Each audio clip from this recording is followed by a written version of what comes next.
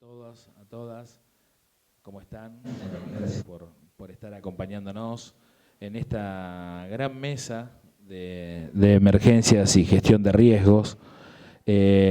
Una mesa importante, ¿no? Con grandes personalidades, con grandes expertos en la materia de gestión de riesgo de emergencias, con mucha trayectoria y otros con mucho futuro, ¿no? Así que, bueno, bienvenidos, gracias por estar acá con nosotros en el primer congreso de la Asociación de Salud Pública. Los voy a ir presentando uno por uno, vamos a charlar un poquito de esto, de emergencias, de gestión de riesgos, de lo que viene, de cómo estamos preparados, de cuáles son las necesidades. Nos acompañan, bueno, los voy a nombrar en general, la doctora Giselle Gambetta, que es médica emergentóloga, es la directora nacional de emergencias sanitarias. Giselle, muchas gracias por estar con nosotros.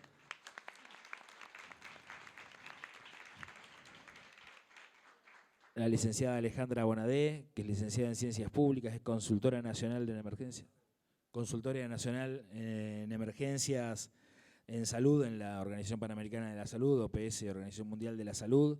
Es exdirectora de Planeamiento de Emergencias del Ministerio de Defensa y bueno, tiene una amplia trayectoria de más de 25 años en la materia, en experiencia en lo que es la gestión de riesgos, inclusive con el área educativa también. Así que Alejandra, bienvenida. Muchas gracias por estar. La licenciada Inés Barbosa, que es licenciada en Comunicación Social, es ex secretaria de Coordinación Militar de Emergencias del Ministerio de Defensa y hoy es la coordinadora de la Mesa de Gestión de Riesgos del Ministerio de Salud de la Nación, un área nueva que se ha formado. Inés, muchas gracias por acompañarnos. El doctor José Luis de Chávez, que bueno, es médico cirujano, es jefe del Centro de Simulación del Hospital de Alta Complejidad, doctor Néstor Kirchner, El Cruce. Es asesor de la implementación del proyecto de biosimulación del Ministerio de Educación de la Nación en la Red Nacional de Simulación Clínica y es director de la Tecnicatura de Emergencias Sanitarias y Desastres de la Universidad Nacional Arturo Jauretche. José, bienvenido.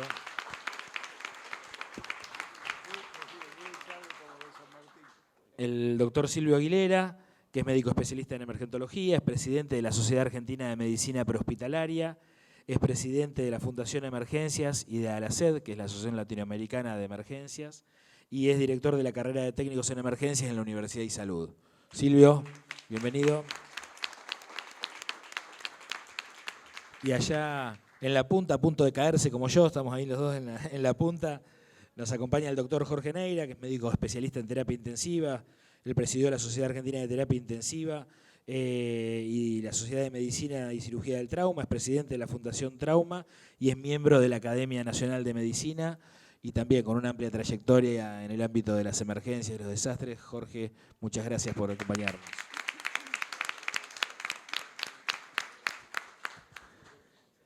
Bueno, el tiempo nos apremia, porque tenemos ahí medio una amenaza de cumplir con el horario, con lo cual nos pareció interesante hacer un conversatorio y charlar de diferentes temas que hoy son competencia de las emergencias, de los desastres. Venimos de una pandemia, como decían hoy en la inauguración, ¿no? Que puso la salud en relieve y la salud pública principal en relieve. Y yo le agradezco a las autoridades de la Asociación de Salud Pública que nos permitan tener una mesa de emergencias y gestión de riesgos de emergencias. Nos parece un tema importante, un tema trascendental, un tema que más allá de haber estado en boca de todos en la pandemia, creemos que nos demostró que nos podemos juntar, que nos podemos reunir, que podemos discutir, que podemos debatir, que tenemos que reunirnos todos los sectores para mejorar la calidad del sistema de emergencias, que tenemos que sumar a todas las profesiones, porque así como dijeron en la presentación, no solamente son médicos, enfermeros, técnicos, sino que hay todas las profesiones y todos los profesionales que trabajamos en el ámbito de salud somos importantes y nos parecía trascendental hablar de distintos temas en esta mesa. Para romper el hielo, obviamente lo voy a romper con Alejandra Bonadé, ¿no? Y un poco, Alejandra, pensando en ya más de 7 años de la ley que creó el Sistema Nacional de Gestión Integral de Riesgos y vos que tenés una mirada nacional, pero también una mirada de las organizaciones internacionales y una mirada latinoamericana, nos gustaría si nos podés dar tu visión de cómo estamos como país, ¿no? Cómo estamos, cuáles son los desafíos, principalmente con el tema de gestión de riesgos. Bueno, empecemos entonces.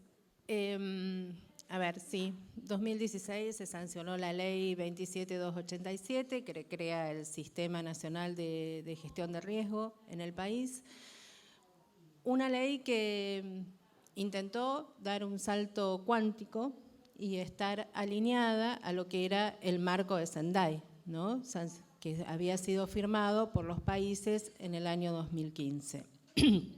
La ley tiene como tres grandes ejes, tanto el marco de Sendai como el Acuerdo de París, también como los ODS. Entonces, esto de poder pensar, dejar de ser una cuestión de respondólogos a una mirada más de la reducción de riesgo, tanto en los aspectos de prevención como mitigación, es sumamente importante. Hay adhesión por parte de las provincias, casi todas ellas, y me parece que el punto es, aún queda mucho por trabajar.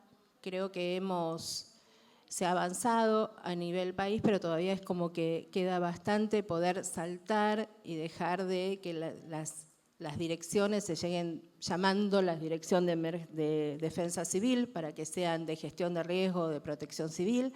Hay que tener en cuenta que como nombro, así actúo. Entonces la defensa civil tiene un aspecto netamente reactivo. De todas maneras, me parece que desde la organización donde yo trabajo, la OPS, ha dado también un salto, porque también todas las instituciones pasaron por procesos. Venía por una organización con el departamento de emergencias, se llamaba en un momento de emergencias, digamos de desastres, el departamento de desastre, para llamar de emergencias en salud. Entonces también esta mirada de la gestión de riesgo lo que hace es que sea todos los sectores y todos los aspectos integrales e integrados, de poder modificar el aspecto y a la institución también, ¿no? Y poder hacer un departamento en el cual uno se llama ahora de emergencias en salud, con una mirada netamente en el tema de gestión de riesgo, con proyectos especiales en la gestión de riesgo como algo fundamental, ¿sí? Y algo que nos están marcando ahora, vos nombraste la pandemia, esta necesidad de que cuando nos dijeron se terminó la pandemia, pero sin embargo, el fin de semana, cuando fue la noticia que decían van a venir otros virus y tenemos que estar, es decir, no bajar los brazos, seguir trabajando en estos aspectos que tienen que ver con la preparación, ¿no? Y el jefe del departamento de OMS planteaba esta necesidad de estar preparados. Esto es la mirada de gestión de riesgo, o sea, no tengamos más esa cuestión reactiva, ya se ha pagado el mundo las consecuencias de eso, ¿no? Y también esta necesidad de adelantarse a lo que va a venir, debemos de retaguardia, a ver qué es lo que va a pasar, ¿no? Y empezar a mirar algunos aspectos. No sé si contesté. Muchas gracias, Alejandra. Bueno, muchas gracias por la visión. Bueno, siguiendo con la mirada de la gestión de riesgos, la pandemia un poco nos demostró esto, ¿no? El trabajo muchas veces individual que tenemos en las organizaciones, en los ministerios, en las distintas áreas e inclusive entre las distintas instituciones que después en el campo de batalla nos encontramos todos juntos, pero la realidad es que tenemos áreas individuales que muchas veces no compartimos conocimiento, que muchas veces trabajamos, porque todos la realidad que trabajamos muchos, pero nos cuesta encontrarnos, nos cuesta reunirnos, y cuando hablamos de gestión de riesgo como que muchas veces lo hablamos, pero no siempre lo aplicamos. Un poco lo que decía Alejandra, yo concuerdo con ella que como nombramos las cosas es como actuamos, y hablamos muchas veces de gestión de riesgo, pero seguimos llamando defensa civil, seguimos hablando exclusivamente de desastres o de la administración de desastres sin hablar de gestión de riesgos. El Ministerio de Salud de la Nación tuvo una visión, me parece muy importante, que es crear una mesa de coordinación de todas estas áreas de emergencias, que está a cargo de Inés Barbosa. Y bueno, nos gustaría, Inés, que nos cuentes un poco esta mirada, ¿no? Desde el ámbito de la salud, hacia dónde vamos, ¿no? Porque también es el futuro, ¿no? Es encontrarnos con lo que pasó, reconocer nuestros problemas y nuestros aciertos, nuestros problemas con la pandemia y decir, bueno, ¿hacia dónde vamos hoy con esta mesa? Bueno, hola, ¿ahí se escucha? Sí. Buen día a todos y todas. Gracias por la oportunidad de estar en esta mesa acompañada de estos compañeros y compañeras con tanta trayectoria. Ahora se escucha mejor, ahí me oigo. Bueno, el desafío acá es no monopolizar la palabra y que fluya un poco, así que yo les quiero contar que la perspectiva, que es un poco lo que venía hablando Alejandra Bonadé, de gestión integral de riesgo, incluye un aspecto que quizás no es el hegemónico, que es el tema del cuidado. La gestión integral del riesgo tiene un origen en esta necesidad de transversalizar la mirada y que no sea solamente una cuestión de respuesta a nivel de las fuerzas operativas, que son importantísimas a la hora de un evento adverso, sino incorporar el tema integral del cuidado. Y ahí es donde el Ministerio de Salud, en realidad el sistema de salud, no solamente el Ministerio, el sistema de salud en su totalidad, tiene un rol protagónico y que hay que, para decirlo de una forma lo más atractiva posible, disputarlo, ¿no? La gestión de riesgo es un territorio en disputa y por tanto en negociación. Nosotros en el Sistema Nacional de Gestión Integral del Riesgo, se llama así como lo definió Alejandra, SINAGIR, pero termina y protección civil. Y la perspectiva de la protección no es igual que la perspectiva del cuidado. La perspectiva de la protección se enfoca sobre las amenazas, que es una de las variables del riesgo. La perspectiva del cuidado se enfoca más sobre las vulnerabilidades, que es la otra dimensión que tiene el riesgo.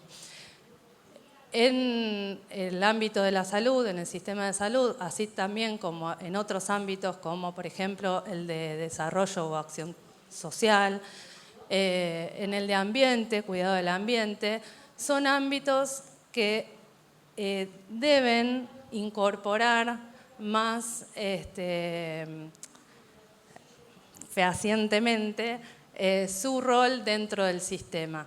Ese es un desafío, claramente. Ayer estuvimos en una reunión del SINAGIR y se planteaba esto: una ley no consolida el final de un camino, sino que es el principio de un recorrido. Esta ley nos permitió empezar a poner en agenda la gestión integral de riesgo. ¿Qué es esto de la gestión integral de riesgo?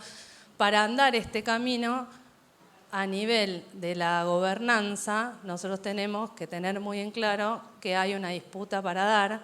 No es una disputa negativa, sino todo lo contrario, muy constructiva, en donde las perspectivas se tienen que coordinar. Y esa es una de las principales dimensiones, principales desafíos que tenemos desde la gestión integral del riesgo. No hacer una mirada solamente a la hora de la respuesta, que hay que salir corriendo o hay que prepararse también para poder salir corriendo en respuesta a determinado evento adverso como hemos vivido, sobre todo a lo largo de los últimos años. Los eventos adversos en nuestro planeta y en nuestro país son cada vez más recurrentes y cada vez más extremos, por ende vamos a tener siempre la urgencia de tener que responder, pero también poderle dar lugar a la dimensión de la preparación y esta cuestión integral, que no es solamente las protecciones civiles o las defensas civiles, no es la agenda de la seguridad la que tiene la responsabilidad de pensar en la gestión integral de riesgo, sino que es una agenda que también tenemos que tomar desde la salud, fundamentalmente desde el desarrollo humano o desarrollo social, desde el cuidado del medio ambiente e integralmente desde una perspectiva mucho más amplia que solamente la respuesta operativa que pueden tener las fuerzas de seguridad o las Fuerzas Armadas, que es lo que primero se le figura a cualquiera de nosotros cuando hay algún evento, un desastre, un evento adverso. ¿Qué helicóptero podemos pedir o qué camión del ejército unimos? Es mi de formación profesional, porque yo vengo de defensa, pero sé que es así, que el recurso de última instancia es la fuerza operativa, pero antes hay un proceso en el que tenemos responsabilidad desde todas las demás jurisdicciones e instituciones que tienen que ver con el cuidado. O sea, yo quiero dejar eso planteado y después, si tengo la oportunidad de volver a tomar la palabra, extiendo un poco más. Seguro. Muchas gracias, Inés. Bueno, obviamente Inés hablaba de la preparación, ¿no? Hablaba de la planificación y de la preparación. Y ya que hablamos de preparación, me gustaría que José de Chávez, con más de 15 años, fue director de emergencias de la provincia de Buenos Aires, con un camino recorrido, hoy más en el área formativa, si nos puede contar cuál es el rol de la simulación hoy en el sistema de emergencias y en la formación de profesionales para emergencias. Bueno, sí, a ver, vos marcaste 15 años, vamos a seguir con esa cifra. Sí, hace 15 años dejamos la dirección de emergencias y recuerdo que en ese momento Arnaldo nos llamó a una reunión para, bueno, charlar sobre las conclusiones que nos llevábamos después de todos estos años, ¿no? Y nosotros las definimos en dos áreas. Por un lado, las dificultades con el recurso humano, de distinto tipo, pero uno de ellos, todo lo que hace a la capacitación y entrenamiento en emergencias. Por el otro lado, la otra dificultad que veíamos era un sistema prehospitalario fragmentado. Cada institución, de bombero, policía, defensa civil, cada uno de ellos con su protocolo, no integrados.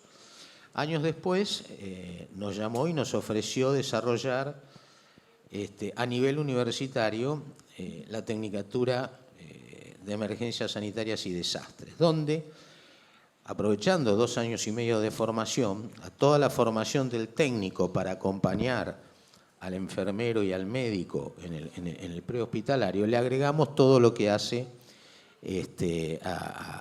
a integrar con protocolos las distintas instituciones. De hecho, tenemos alumnos de bomberos, de defensa civil, de fuerzas de seguridad, de Cruz Roja. Es una manera de mandar protocolos comunes. No sé si lograremos después la integración real en terreno. Y uno de los aspectos que acompañamos también en la formación fue con la simulación clínica, que para todo lo que es emergencias es realmente muy interesante. Hoy, ya el viernes vamos a tener una mesa de este tema, pero la formación tradicional, profesor-aprendiz, ver y hacer junto al paciente, está muy complicado. Está muy complicado por distintas razones, ¿no? Bioéticas, legales, las que ustedes quieran, demanda asistencial. Y nos pareció muy adecuado el desarrollo de la simulación porque trabaja antes del paciente. Y digamos, el equipo de salud tiene que entender que trabajar con el error es importante. Es decir, equivocarse hay que equivocarse antes del paciente. Y esto es un poco el rol de la simulación en emergencia, ¿no es cierto? El entrenamiento en equipo, la educación interprofesional y aprender del error. Gracias, José. Bueno, José hablaba de la fragmentación del sistema. Con Silvio, que es presidente de la Sociedad Argentina de Medicina Prehospitalaria, hablamos mucho de esto, hablamos mucho de la integración de los sistemas, de las problemáticas en común que tenemos el sistema público, el privado, de la necesidad que tenemos de mejorar esto y muchas veces reuniéndonos. Así que, Silvio, nos gustaría tu mirada desde el sector privado, ¿no? Desde los servicios de emergencias prehospitalarias del sector privado sobre el sistema de emergencia. Hola. Buenos días a todos y todas. Recién yo tenía escrito acá que uno de los problemas que había en el sector privado, que ahora les cuento qué es el sector privado, era la falta de integración público-privada. Y me cambió un poquito lo que dijo hoy Kreplak, que no podemos hablar de una salud pública. La salud pública es de todos. Quizás podríamos hablar de un sector, yo diría, del gobierno gubernamental y un sector privado, y si agregamos el tercer subsector de las obras sociales. En general, en el ámbito prehospitalario existen dos subsectores, ¿no? El sector estatal, diríamos, y el sector privado. La mayoría de las obras sociales terciarizan en algún sistema privado la atención de sus afiliados.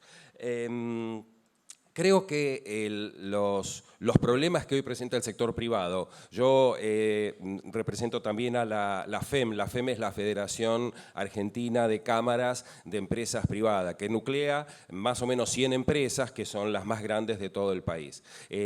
Cuando empezó la pandemia de COVID-19, la FEM trabajó muy estrechamente con el Ministerio de Salud de la Nación. Y lo que hicimos fue un relevamiento para ver ¿qué teníamos nosotros del sector privado? Bueno, nosotros atendemos más o menos el 70% de la población, lo atiende el sector privado, y más o menos en ese momento hicimos una encuesta, y hay más o menos el sector privado tenía a principios de la pandemia 1.100 ambulancias de alta complejidad, con lo cual estamos hablando de una gran cantidad de recurso material que tiene. Atrás de este recurso material tiene que haber un recurso humano. Fácil decir, si tenemos 1.000 unidades de terapia intensiva, tenemos que tener 7 médicos, porque la ley establece en nuestro país que tiene que ser medicalizadas, tendríamos que tener 7.000 médicos. Este es el primer problema. En el sector privado no existen 7.000 médicos.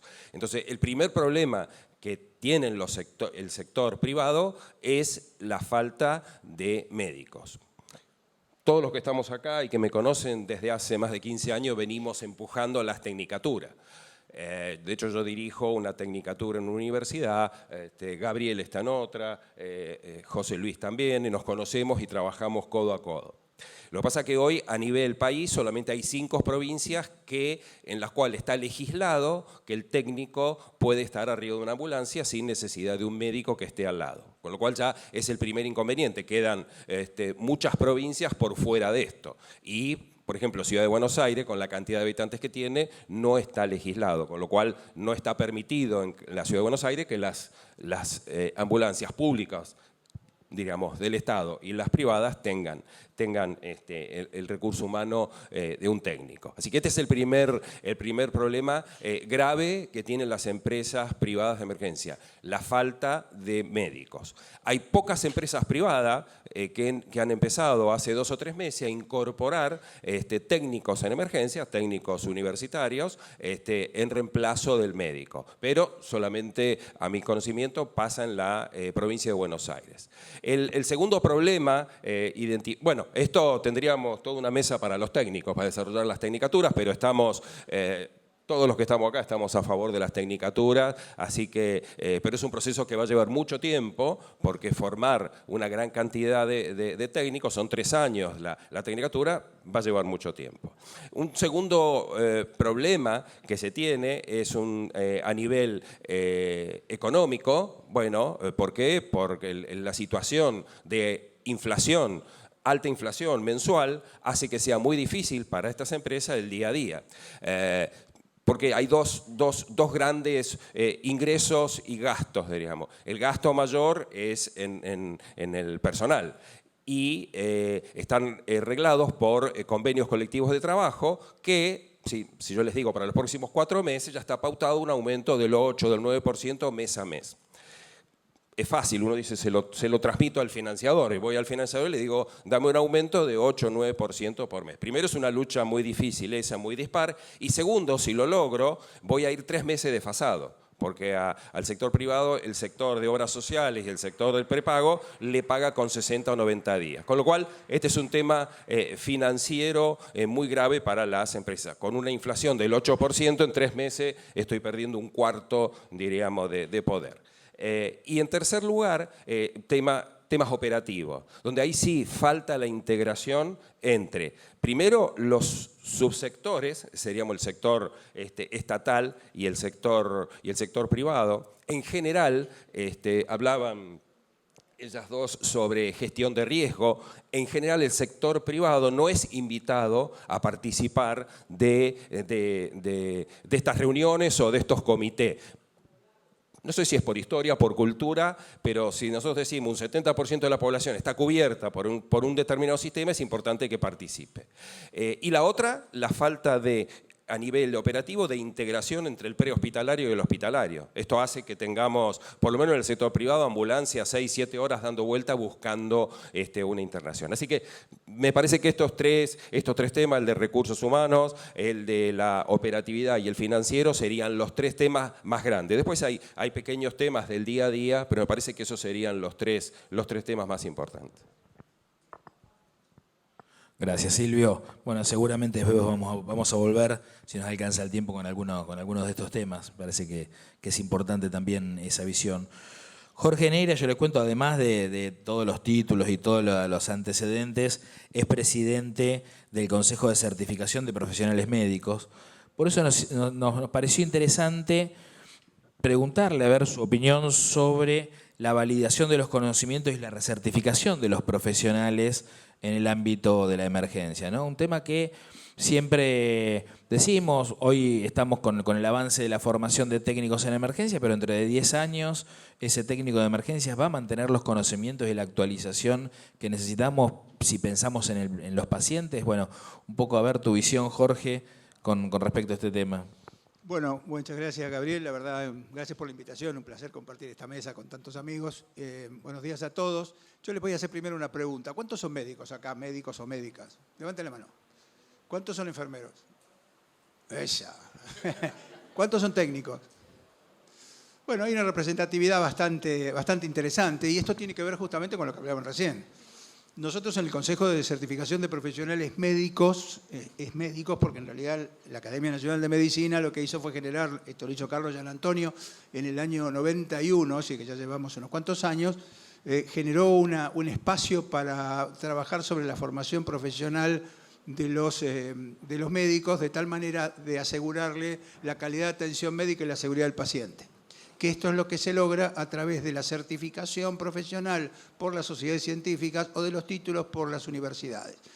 Para los que no lo saben, ni lo tienen que saber, cuando ustedes se reciben de médicos, reciben una matrícula. La matrícula es habilitante para toda su vida, o sea que pueden ejercer como médicos toda su vida. El problema es qué grado de formación tiene ese profesional para ejercer la medicina asistencial con toda su vida. Aparece el tema de las residencias y esto hace que a partir de las residencias o de las carreras de formación aparezca el especialista.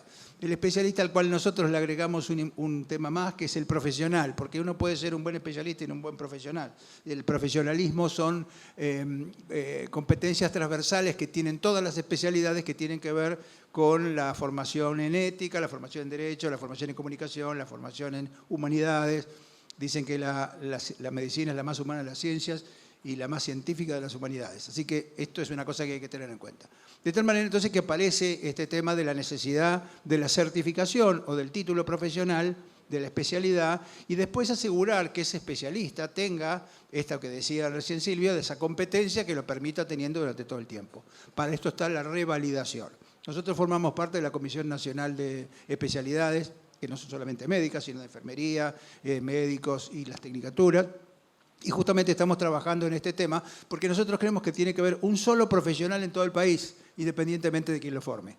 El profesional especialista, ya sea de tanto enfermería como los técnicos, tiene que ser el mismo en todos lados. Y esto tiene que ver con lo que decía José de homologar, y lo que decía antes Silvio, de homologar todo lo que tiene que ver con la formación profesional. Todos tienen que hacer las mismas formaciones porque en realidad las incumbencias, que es lo que ustedes pueden hacer, en base a las competencias, que es lo que le permite, digamos, hacer lo que tienen que hacer, es lo que a ustedes les asegura que sean el mismo especialista en todo el país. Cosa difícil porque ustedes saben que nosotros tenemos 24 sistemas de salud, ¿no, Ale?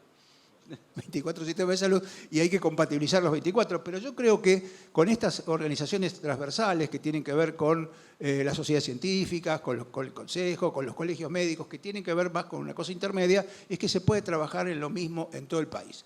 En concreto, nosotros creemos que tanto, digamos, en la formación médica y tomando el tema de emergencias, digamos, ¿qué es lo que tenemos en adelante? Lo que tenemos es el profesional médico, que habitualmente es un emergentólogo. La emergentología es una especialidad reconocida por el Ministerio de Salud. Todavía yo no sé si ustedes tienen algún dato nuevo, pero no sé si la SAE, la Sociedad Argentina de Emergencias, ya está dando certificado de especialista. Se lo da. Bueno, esta es la primera cosa, la certificación de la especialidad, ya sea a través de una carrera o a través de una residencia que están en desarrollo. Esta es la primera cosa, que tiene que ver con la emergencia intrahospitalaria, digamos. Esto es lo que está... Y uno dice, bueno, ¿el emergentólogo tiene que ser distinto? Es el mismo en todo el país, con la misma formación. A eso hay que agregarle el prehospitalario. Ahí empezamos con los problemas, como decía Silvio. Si faltan médicos, hay que poner otra cosa. Si no hay una ley que lo permita, no se puede, porque la ley tiene que permitir la incumbencia y la competencia del técnico. Si nosotros queremos poner un técnico en la ambulancia, el técnico tiene que tener las incumbencias, es decir, qué es lo que puede hacer y cómo lo tiene que hacer a través de las competencias. Esto tiene que ver con marcos de referencia. Cada especialidad tiene un marco de referencia y cuando ustedes quieren presentar una nueva especialidad al ministerio, lo que tienen que hacer es generar los marcos de residencia que tienen que ver con las competencias específicas para cada cosa. Lo mismo pasa con enfermería. El otro día estuvimos hablando con algunos formadores de enfermería justamente con lo que significan las especialidades de enfermería, como por ejemplo la medicina crítica, eventualmente puede ser la medicina de emergencia.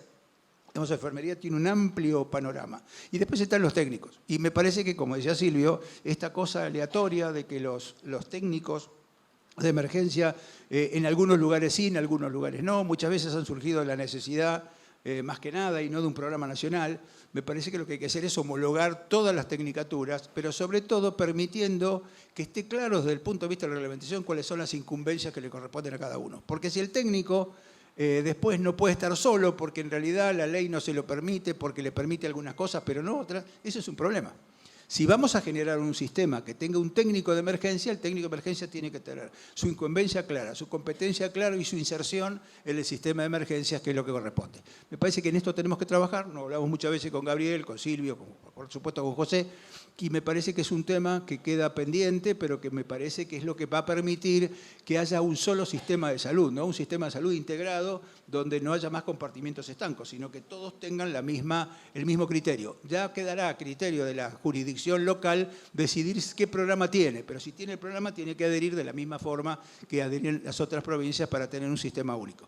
Y termino con una sola cosa, que es el lema de este congreso, que dice una salud por una Argentina con equidad, que tiene dos palabras que son fundamentales. Una salud, nosotros en las academias, el año pasado hicimos una reunión de la Academia de Medicina, de Agronomía y Veterinaria, de Farmacia y de Ciencias, sobre el tema de una salud. Una salud es salud humana, salud animal, cambio climático, porque todo está vinculado, ¿no? Y entonces, no solamente el riesgo tiene que ver con el riesgo de la salud humana desde el lado de la salud desde el punto de vista médico, sino también desde el punto de vista animal. Y esto tiene una gran trascendencia, estamos por generar, yo ahora tengo que una reunión en la Academia de Agronomía justamente para seguir trabajando en este tema de una salud que me parece que es un tema básico. Y el otro tema es la equidad. Equidad significa la misma atención en todos los lugares, independientemente que sea pública, privada de la seguridad social y en todo el país. Muchas gracias.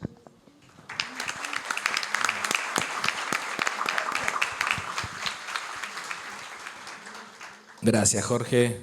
Bueno, creo que hay una presentación, ¿no? Ahora sí que teníamos una presentación.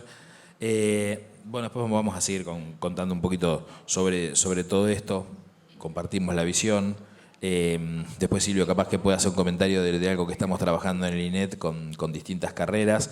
Pero bueno, dentro del ámbito de las emergencias, siempre aquellos que venimos de muchos años de trabajo, siempre pensamos el por qué no tener un equipo puntual, formado, propio, indistintamente si es público o privado, pero de profesionales de nuestro país, que dé una respuesta integral, que tenga una misma formación frente a emergencias. Eso es algo que lo venimos discutiendo desde hace muchos años, con ideas propias. La realidad es que nunca tuvimos esa posibilidad. Cuando nos encontramos con la pandemia, tuvimos que salir a pedir favores a los directores de los hospitales para poder sacar un enfermero del hospital, cosa que era terrible, porque lo difícil que era sacar un enfermero de un hospital en medio de la pandemia, pero nosotros sabíamos que teníamos que ir a ayudar a otra provincia que quizás tenía todos sus enfermeros contagiados de COVID y que necesitábamos levantar el sistema y necesitábamos de la enfermería para eso, necesitábamos médicos también, llevamos kinesiólogos respiratorios, pero el sacar un profesional de una institución es compleja. además que ese profesional conozca qué es lo que queríamos hacer, era todo un desafío, porque teníamos que en una hora contarle hacia dónde apuntábamos, qué es lo que queríamos hacer, que teníamos que dejar capacidad instalada, que teníamos que atender la terapia intensiva en una terapia intensiva que no conocían, y ahí teníamos que levantar el sistema. Hace mucho tiempo viene un proyecto de la Organización Mundial de la Salud y la Organización Panamericana de la Salud, que no se lo vamos a dar a contar a Bonade, que es experta, pero un poco queremos que lo cuente Giselle Gambetta, que es la Directora Nacional de Emergencias Sanitarias, con la cual ha empezado con un proyecto, si bien siempre hubo intenciones y ganas de tener un equipo de técnicos médicos de emergencias preparados con un fin de común, que quizás el objetivo inicial es internacional, pero pensado en lo nacional. Hoy la Dirección Nacional de Emergencias ha iniciado un camino sostenible, ¿no? Porque eso hablamos siempre. Así que bueno, le voy a dar la palabra a Giselle para que nos cuente un poco hacia dónde vamos. Bueno, muchas gracias, Gaby. Gabriel es parte del equipo de asesores de la dirección, la verdad un honor, junto a la licenciada Claudia Conjet. Cuando uno tiene equipo y comparte la gestión con personas tan valiosas, se hace más ameno. Y ni hablar, un pequeño paréntesis, para mí es un honor estar en esta mesa con autores de los libros que yo me formé en la residencia y he leído. La verdad que para mí es un sueño cumplido como profesional, ¿no? Y estoy muy orgullosa de integrar esta mesa, para mí es un honor. Bueno, en línea de lo que comentaba Gabriel, cuando iniciamos la conducción de la Dirección Nacional de Emergencias y un poco en línea con lo que comentaba Inés y Alejandra, me parecía importante la importancia, ¿no?, de la decisión política, y la decisión política como entendiendo que son decisiones que atraviesan a la población, y vaya si lo sabemos con la última emergencia sanitaria por COVID-19. En esta cuestión también de la formación y de poder generar estándares de calidad, lineamientos y manuales de procedimiento en la emergencia, comprendiendo que tenemos un sistema federal fragmentado, segmentado y con todas las complejidades que ustedes saben muy bien, y no es una cuestión de ponernos en tecnicismos, porque como les decía, comparto una mesa con personas que tienen vasta sabiduría en eso. Nos parecía importante como política pública y poder tomar como ordenador la iniciativa de la formación de equipos médicos de emergencia de la OPS-OMS. Nos parecía interesante volver, aunque habían tenido intentonas la dirección en una línea de tiempo, poder empezar a llevar a cabo cuestiones pragmáticas, como decía Gabriel, un registro de profesionales que puedan estar abocados en que si tenemos una próxima emergencia sanitaria, no tengan, por ejemplo, como ha pasado, pedirse vacaciones en sus trabajos para poder formar equipos itinerantes para ir a apoyar a las provincias. Eso ha pasado, hemos sido nosotros que también estamos en lo asistencial, yo soy emergentóloga y he transcurrido la pandemia desde lo asistencial también.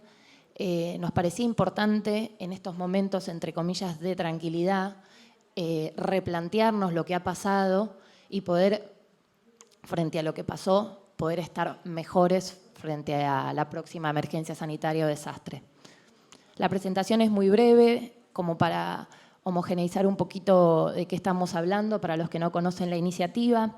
EMT, por sus siglas en inglés, Emergency Medical Teams, son equipos de profesionales de la salud, médicos, enfermeros, técnicos, paramédicos, ¿sí?, que proveen cuidado directo a las poblaciones que se afectan por emergencia sanitaria o desastres. Y obviamente apoya a sistemas locales de salud. Esto es importante resaltar que frente al apoyo de sistemas locales de salud, como la DINESA en sus misiones y funciones, la DINESA, que es la Dirección Nacional de Emergencias Sanitarias, es siempre cuando se ve afectada la capacidad de respuesta local, ¿sí? El tema de estos equipos de profesionales, y que no vamos a caer en tecnicismos, teniendo acá al lado a la licenciada Bonade, que tiene vasto conocimiento de esa cuestión, aparte de formar equipos de profesionales de la salud en distintos niveles, brevemente para decirlos, es nivel 1, nivel 2, nivel 3, según la complejidad, empezando por el prehospitalario, un sistema hospitalario, un sistema de cuidados intensivos, sumado también a células es el nombre que recibe, células especializadas en salud mental, en quemados y en distintas temáticas que apoyan estos equipos médicos de emergencia. Allá, cuando uno bucea en la bibliografía, por el 2003 se inició una guía de procedimientos de hospitales de campaña frente a emergencia sanitaria y desastres. Esta guía de procedimientos permitía conocer cuáles eran los estándares mínimos para poder desplegar un hospital de campaña frente a una emergencia sanitaria y desastre. Se empezó a hablar de conceptos muy importantes como autosuficiencia y autosustentabilidad. Porque si uno recorre la línea de tiempo de emergencia sanitaria y desastres a nivel mundial, en principio estos equipos tomaban parte en situaciones como un sismo o situaciones que tenían que ver con este tipo de desastres. Y después se vio, a partir del ébola, y ni hablar de la pandemia por COVID-19, que no solo podían estar desplegados frente a un desastre de tal magnitud, sino frente a cuestiones que tenían que ver con enfermedades infecciosas. Se empezaron a desarrollar estos manuales de procedimientos, siempre mejorables y perfectibles, obviamente, y se vio que, por ejemplo, en el terremoto de Haití, lo que había pasado era que todas las personas, cuando leíamos la bibliografía, se decía la República de las ONG, había un despliegue enorme de organizaciones no gubernamentales a nivel mundial, más organismos internacionales, donde se vio que lo que generaron fue un colapso, o lejos de poder ayudar en su totalidad a la población afectada, habían generado también muchísimos inconvenientes. ¿Y qué ha pasado frente a eso? Que es importante poder, posterior a esa cuestión, poder ver qué errores se cometieron, y ahí se empezaron a hablar de esta cuestión de que sea un equipo de profesionales donde su despliegue sea autosustentable.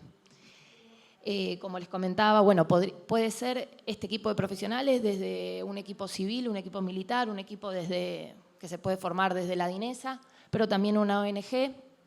Y en esta cuestión de que su respuesta puede ser a nivel nacional como así internacional, hay que destacar una cuestión que muchos de ustedes deben conocer, que por ejemplo en el último terremoto de Turquía, la Argentina desplegó un equipo USAR frente a esto, que realmente es un orgullo que obviamente el país pueda apoyar en una catástrofe a nivel internacional. ¿Por qué no también con una decisión, digamos, de poder implementar una política sanitaria? No tenemos en la Argentina un IMT nivel 1, nivel 2, nivel 3, obviamente de menor a mayor, ¿no? Que pueda desplegar no solo a nivel nacional, sino también con apoyo internacional.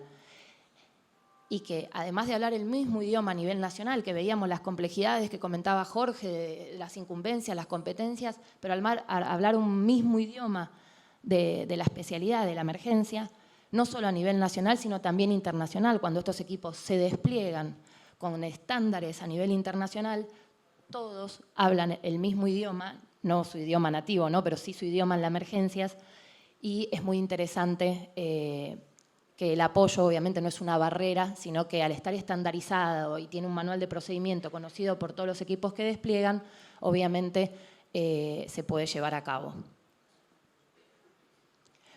La misión brevemente de estos equipos de emergencia, obviamente, es la reducción de pérdidas de vida, la recuperación de la salud y la prevención de las discapacidades a largo plazo de los pacientes que sufren, ¿no?, algún tipo de inconveniente frente a una emergencia sanitaria y desastre. Y teniendo una perspectiva obviamente social y de determinantes sociales de la salud, obviamente, es importante entender que la emergencia sanitaria y desastre, cuando afecta a una población, afecta a la población generalmente más vulnerable, afecta, si vamos a una cuestión de género, a las mujeres y a las infancias. Entonces es importante entender que si estamos en un congreso de salud pública, es muy, muy importante tener en cuenta que esto va a acentuar cualquier tipo de inequidad previa que exista en la población que se afecta frente a una emergencia sanitaria y desastre, porque no es una población homogénea. Bastado ejemplo es el que ha pasado con Haití, obviamente, con una población ya de por sí muy corroída por múltiples vulnerabilidades, que además atraviesa un terremoto. Entonces es importante si vamos hacia una salud más equitativa, poder en esta fase de preparación tener equipos que estén en condiciones, con estándares de calidad, para que todos y todas reciban la misma calidad de atención.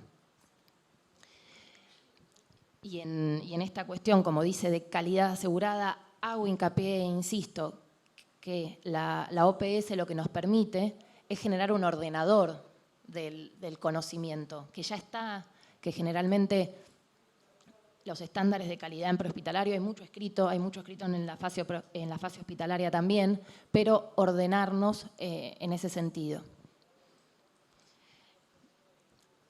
El desafío como nación, como para terminar, es justamente eso, poder implementar esta iniciativa en la República Argentina, ¿sí?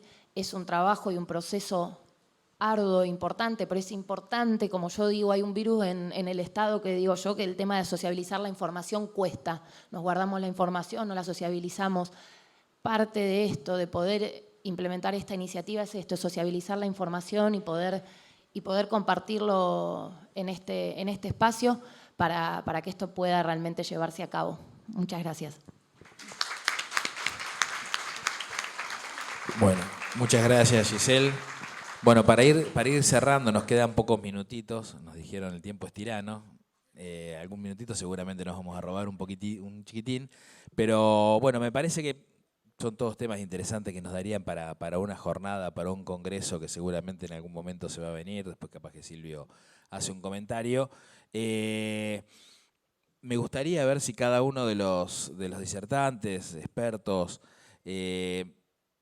nos podría dar un mensaje, ¿no? De 2 minutos hacia dónde vamos. Yo siempre planteo que necesitamos reunirnos, ¿no? Que necesitamos un ámbito de reunión más seguido. Muchas veces nos juntamos, pensamos lo mismo, encontramos puntos de encuentro de problemas y temas a resolver que necesita que nos juntemos todos siempre pensando que el sistema de emergencias tiene que estar, esa calidad de la atención de la emergencia tiene que estar pensada y centrada en las necesidades de los pacientes y no en las necesidades de los sistemas, ¿no?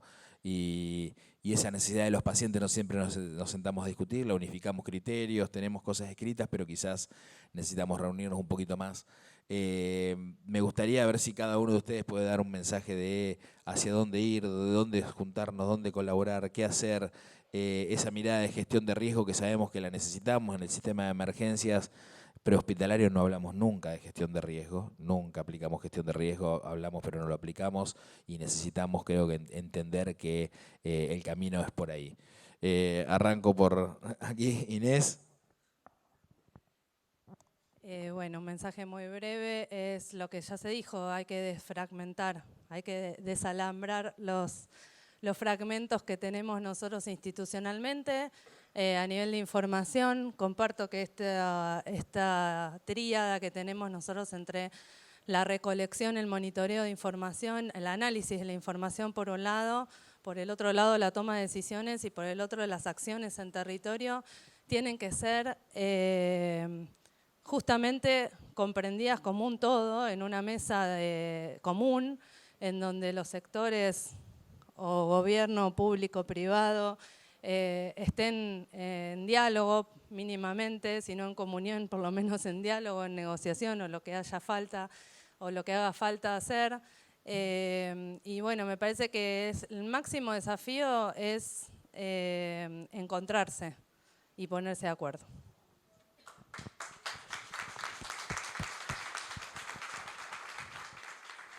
Coincido 100% y creo que esto va para Giselle, ¿no? Creo que yo participo mucho en todas las reuniones. Lo que no sé si me invitan porque trabajo en el ámbito privado o porque soy el presidente de la Sociedad Argentina de Medicina Prehospitalaria. Vamos a ver en marzo que termino, a ver si me siguen invitando. Pero creo que parte de ese EMT tiene que estar en el ámbito privado. En el ámbito privado, ¿por qué? Porque cuando sucede un desastre estamos todos, diríamos, es decir, y hay un recurso humano y un recurso técnico que puede estar a disposición de un comando integrado. El segundo tema es el tema de los técnicos. tenemos que trabajar mucho. Cuando levantaron la mano creo que había 5 o 6. Para esos 5 o 6 y el personal de enfermería, también le digo que 6, 7 y 8 de septiembre, acá en este mismo lugar, hacemos el primer congreso de medicina prehospitalaria. Nosotros desde la sociedad convocamos a todos los que integran en el ámbito prehospitalario. De hecho, nuestro primer presidente fue un técnico, yo soy médico, el próximo presidente es otro técnico, hay técnico y enfermero, es cierto, por Claudio. Es decir, hay bomberos, están los guardavidas, están todos integrando la comisión directiva. Así que serían estos 2 temas como para levantar la bandera. Los técnicos sí, estamos trabajando con Gabriel y con José Luis en el INET, en el Instituto Nacional de Educación Técnica, para diseñar este perfil que decía Jorge, cuáles son estas incumbencias, estas competencias, para que haya una capacitación uniforme en las tecnicaturas. Por experiencia he visto técnicos que se reciben en unas tecnicaturas que no son universitarias y nunca subieron a una ambulancia. Entonces, esas cosas no pueden existir, digamos, ¿no? Así que, bueno, la unidad de los sectores estatales y privados y arriba los técnicos.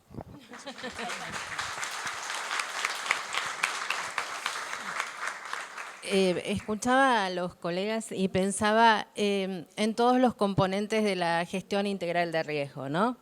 Entonces, y la necesidad que salió varias veces el tema de coordinación e integración. ¿Para qué? Para estos sistemas resilientes que tenemos que tener, donde esté pensado, centrado en las personas, con inclusión, mirando los desafíos que tenemos y los retos que tenemos como humanidad con el tema del cambio climático y la necesidad de estos espacios. Creo que la unidad de gestión de riesgo en el Ministerio de Salud da un paso importante en lo que nos marca el marco de Sendai, que es la gobernanza, ¿no? El liderazgo del sector salud, que va a tener que pelear y luchar, porque parecería que es casi como... No se piensa, cuando uno piensa en cuestiones de gestión de riesgo, lo piensa en las Fuerzas Armadas, las Fuerzas Operativas, las de seguridad, las protecciones civiles y demás, y el sector salud siempre está por fuera, hasta que se dan cuenta, como fue una pandemia, que fue el actor principal. Así que creo que tenemos como grandes desafíos. Así que muchas gracias por la invitación.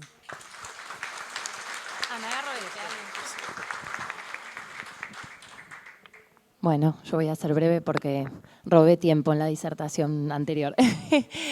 Bueno, agradecida de estar acá en línea con mis compañeros y compañeras. Silvio, obviamente te tomo la advertencia, la sugerencia. Nosotros cuando iniciamos la conducción de la DINESA empezamos a involucrar a todos los subsectores que integran la atención de emergencias prehospitalarias y hospitalarias, sociedades científicas, universidades, y nos parecía integrar obviamente el subsector privado, no solo frente a una emergencia sanitaria y desastre se involucra solo al subsector público, y eso obviamente siempre tratamos de dejar la impronta en la DINESA y ojalá que continúe a pesar de que uno el día de mañana no esté, ¿no? Porque es un cargo de funcionario público y entendemos que eso a veces impide continuar una política de Estado y uno trata de sentar las bases lo más fuertes como para, tomando también lo que decía Alejandra, en esta cuestión de gestión de riesgo, luchar para que la salud esté presente en esas cuestiones y no solo cuando hay que armar un COE o un comité de crisis donde ya el daño ya está hecho.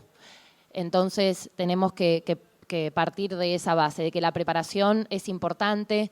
El ejemplo de la formación de equipos médicos de emergencia, de OPS, es un punto importante en la preparación para después, cuando en la última fase de mitigación de daños, de la gestión de riesgo, nos encuentre por lo menos con la menor cantidad de daño posible. Así que, bueno, para mí un honor estar acá, agradecerles a todos y todas su tiempo y le paso la palabra acá al colega.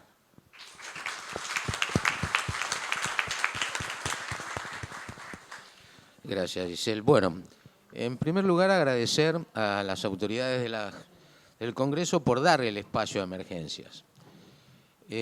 Nosotros venimos con Jorge, por ejemplo, desde hace muchos años trabajando en formación, en capacitación, y pasamos etapas donde, por ejemplo, en la coparticipación municipal no figuraba emergencias.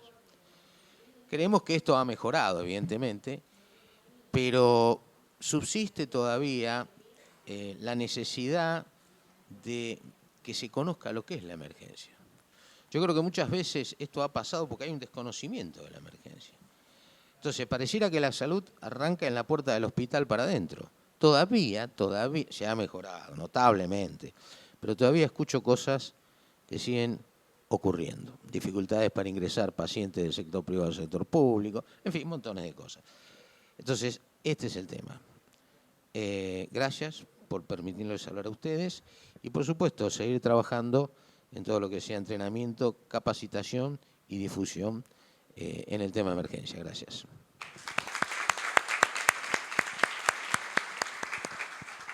Bueno, gracias otra vez por la invitación. Dicen que la mente es como el paracaídas, funciona cuando está abierta, ¿no?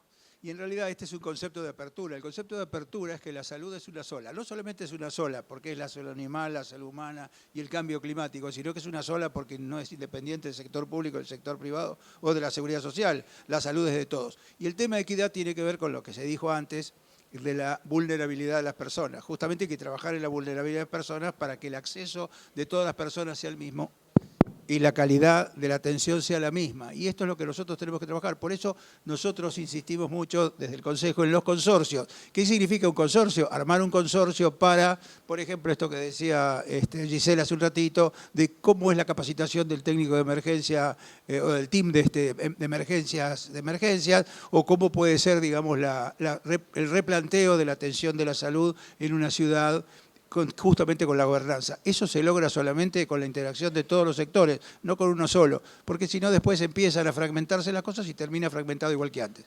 Hay que pensar en términos de equidad, en términos de la sociedad, en términos de la comunidad, de lo que significa darle a la comunidad lo que la comunidad necesita, que es una salud adecuada para que viva como la gente. Muchas gracias.